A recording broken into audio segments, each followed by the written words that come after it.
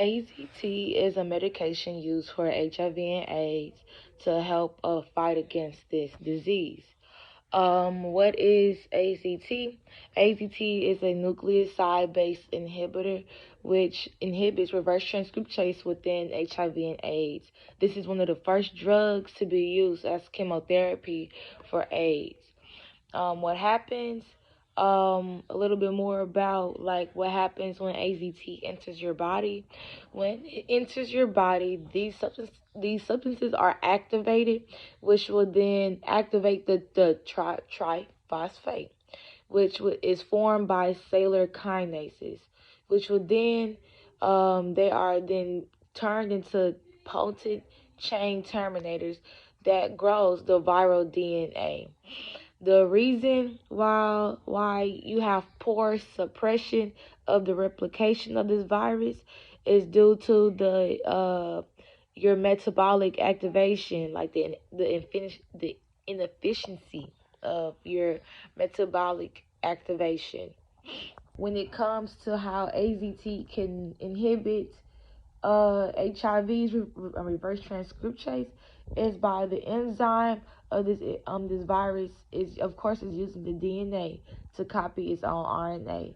So then during reverse transcriptase, this is very essential for the production of HIV since it's needed it needs double-stranded DNA, and of course it is within the genetic material of the infected cell. So HIV is all up in the infected DNA cell.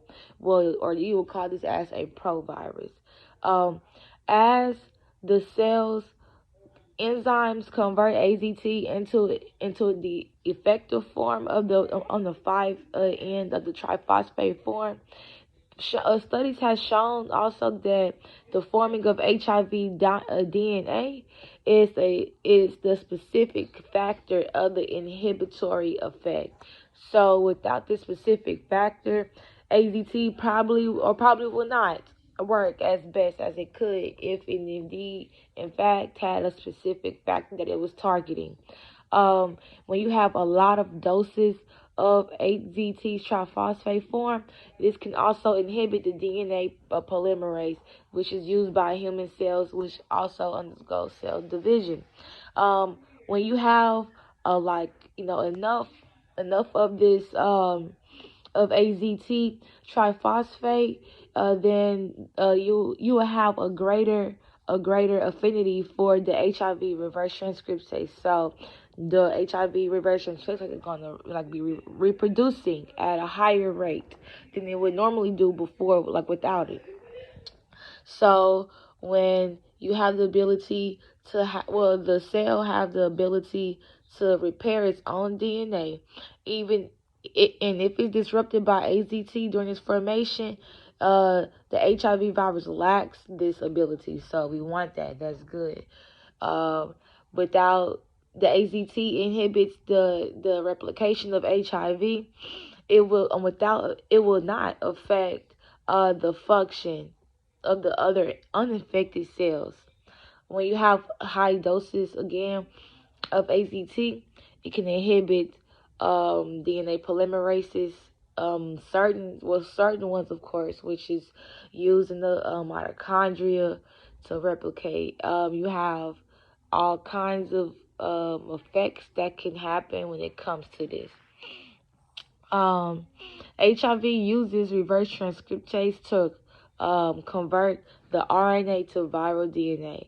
The non-nucleoside reverse transcriptase inhibitors prevent HIV from replicating the virus.